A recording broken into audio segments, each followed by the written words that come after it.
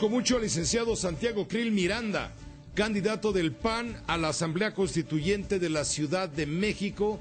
El que nos tome la llamada telefónica, se la debíamos a Santiago, le estamos cumpliendo el día de hoy. Santiago, muchos saludos. Pepe, muy buenas tardes, qué gusto estar en tu programa. Al contrario, Santiago Krill, coméntanos sobre el tema de la constituyente de la Ciudad de México.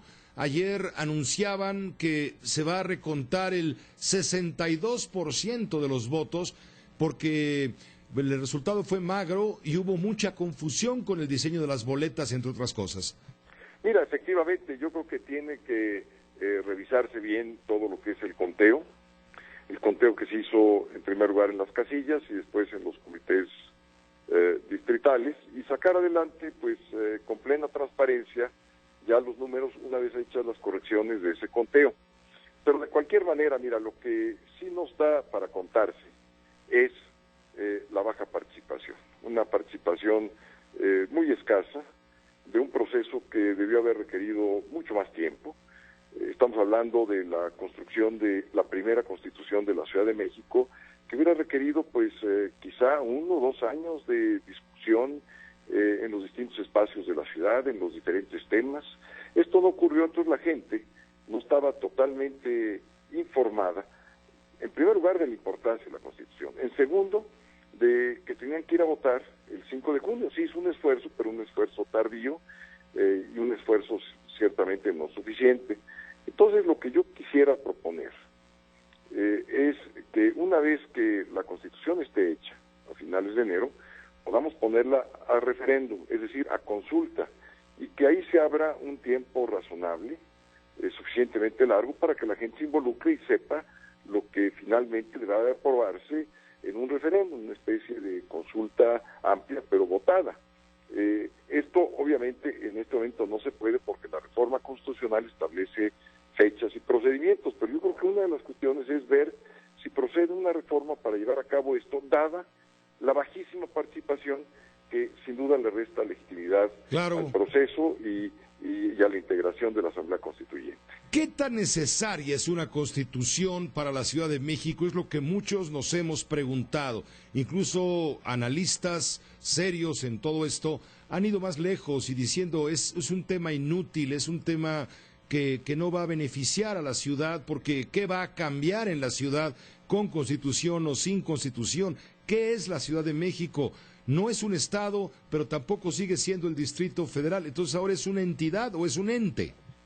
Efectivamente, mira, sí pueden cambiar las cosas dependiendo, Pepe, y dependiendo pues, que se ponga en la Constitución. Si se ponen cosas importantes, y se cumplen esas cosas que se pongan, pues yo creo que sí podemos empezar a cambiar y sobre todo subir la calidad de convivencia que hoy tenemos. Por ejemplo, te pongo algo así muy concreto. La Constitución tiene que poder establecer qué derecho es el que vale y en qué circunstancias, si un derecho individual de tránsito o un derecho colectivo de manifestación. O sea, tenemos que entrar en ese tema y decir, a ver, ¿cuándo sí, cuándo no, en qué circunstancias? De tal manera que no quede a criterio del jefe de la policía o del jefe de gobierno decir cuándo se autorizan los bloqueos que nunca debían estar autorizados, y menos como los han llevado a cabo la gente, por ejemplo, de la gente. Es absurdo seguir permitiendo el caos vial constante y permanente. La Constitución sí debe ser, a ver, ante este conflicto de interés entre un derecho individual y un derecho colectivo, vale en estas circunstancias. Bueno, pues yo creo que entonces ya lo aclararíamos. Y si la persona que debe de aplicar lo que dice la Constitución en ese conflicto de esos dos derechos no lo cumple, pues es responsable. Y si es responsable, entonces tendrá una sanción. Y si tiene una sanción, yo estoy seguro que ese funcionario va a resolver adecuadamente, de conformidad como establezcan las reglas constitucionales, cuando se le presente un caso de esa naturaleza. Y si lo hace bien, pues entonces ya no habrá bloqueos ni manifestaciones que interrumpan y que generen el caos vial que estamos viviendo, que generen la contaminación y que hagan responsable al funcionario, y que el funcionario asuma su plena responsabilidad. Mira, vivimos una ciudad, Pepe, con estas circunstancias. Tenemos contaminación. Establecen el programa Hoy No Circula desde hace muchísimos años. Sigue habiendo contaminación y se sigue incrementando. Últimamente, inclusive el doble Hoy No Circula. Sigue habiendo contaminación y no hay responsables, Pepe. Bueno, sí, desde hace 28 años que opera. No hay responsables. Te pongo otro caso. A ver, se arruina una línea del metro. Los miles y miles de millones de pesos ahí, digamos, tirados a la basura. ¿Los responsables? Se sigue negando que en esta ciudad existe el crimen organizado. Tú dime si no es el crimen organizado, digamos, la venta de los productos de contrabando que vemos en muchas de las esquinas. Si no es crimen organizado, la venta y el tráfico de drogas, entonces, ¿qué es? Bueno, y no hay responsables.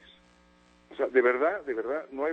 Pues yo creo que si tenemos una constitución que diga quién es responsable de qué, y que si no ejerce su responsabilidad, viene tal o cual sanción, que dirima los conflictos entre distintos derechos, el conflicto de derechos típico, ¿no? Yo tengo una casa, habitación, unifamiliar, y de repente alguien, a través de actos de corrupción, qué sé yo, saca un permiso para construir un centro comercial enfrente. ¿Se puede o no se puede? ¿Cuál derecho debe de valer? ¿En qué circunstancias? La Constitución no va a decir, digamos, a detalle todo, porque esos son para leyes y reglamentos, pero sí va a establecer los principios básicos de convivencia de los habitantes de esta ciudad, que es además la capital de todos los mexicanos, es la capital de la República.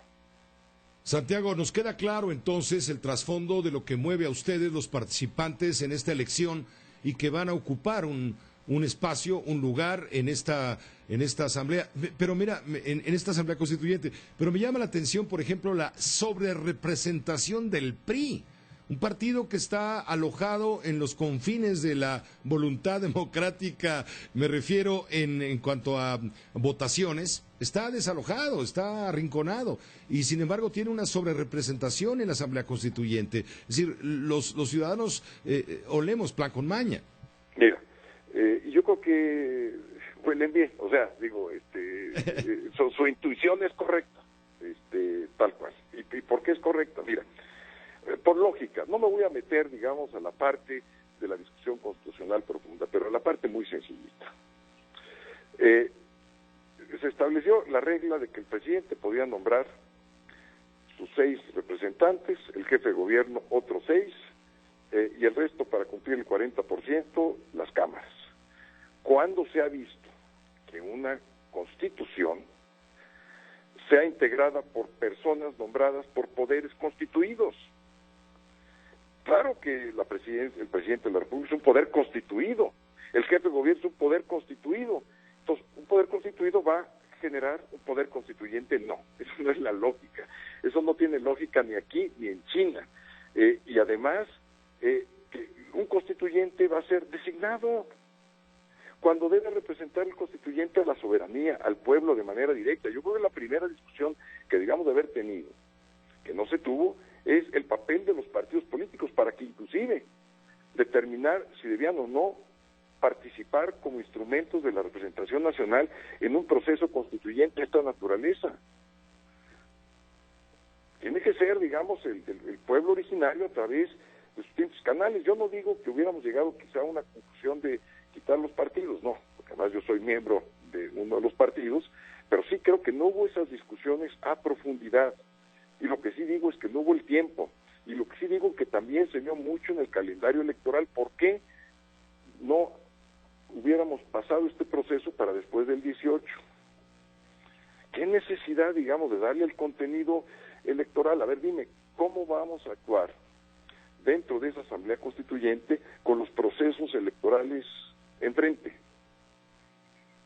Son todas las preguntas que nos debemos de hacer. Entonces, los tiempos en los procesos de esta naturaleza son importantes. Ahora, tú me dirás, oye, pues ya son muchos peros para todo esto, y te respondería efectivamente, pero hay una oportunidad de poder avanzar y de poder establecer algunas reglas de convivencia básica en esta ciudad, sí, que valga la pena entrar a un proceso que está limitado, que sus alcances pues pueden no ser, digamos, los que uno quisiera, que sus formas tampoco lo son, pero sí hay una oportunidad de hacer algo un poco mejor.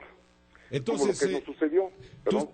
Va a resultar una constitución legal, sin duda, pero tú lo que propones es que además de legal sea legítima. Exacto. Y que se lance por eso un referéndum después de que aprobemos el texto de la Constitución, que se ponga consulta a 6 meses y que se discuta y que se vea efectivamente si el trabajo que realizamos es un trabajo aceptable para el ciudadano común, para el que habita en la Ciudad de México, y si le satisface cómo resolvimos los conflictos de las marchas o cómo resolvimos la situación de la responsabilidad de las autoridades, de la transparencia, de la rendición de cuentas, y que todo eso sea plenamente satisfactorio. Entonces sí, los habitantes la hacen propia, y créeme una cosa, si la hacen propia la van a cumplir. Te agradecemos mucho, Santiago, que nos vayas introduciendo en un tema que ciertamente no despertó el interés que debiera, y bueno, y ahora estamos en esto. Bajísima participación, una asamblea constituyente en la que muy pocos votaron, muy parcial la situación sobre representaciones, designaciones de poderes constituidos para un poder constituyente, como tú bien dices, muchos peros, como tú mismo te autopreguntaste. Oye, déjame nada más hacerte este comentario adicional. Venga. Que es muy importante. Mira, en las reformas que hemos venido haciendo a lo largo de estas últimas décadas, en las reformas que han democratizado al país, ninguna de ellas ha sido para mí plenamente satisfactoria. La de 1996, que fue la que nos permitió elegir a un jefe de gobierno y establecer ya una asamblea del Distrito Federal, pues ya más, digamos, en un carácter más legislativo, debió haberse hecho cargo de muchas cuestiones que estamos discutiendo hoy.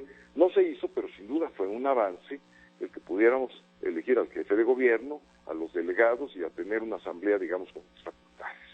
Entonces yo veo este ejercicio de la misma manera. No es el paso satisfactorio, no es el paso que a mí me hubiera gustado dar. Pero si te abren la puerta, yo digo que hay que entrar. Te agradecemos mucho, Santiago. Seguiremos en contacto si nos permites.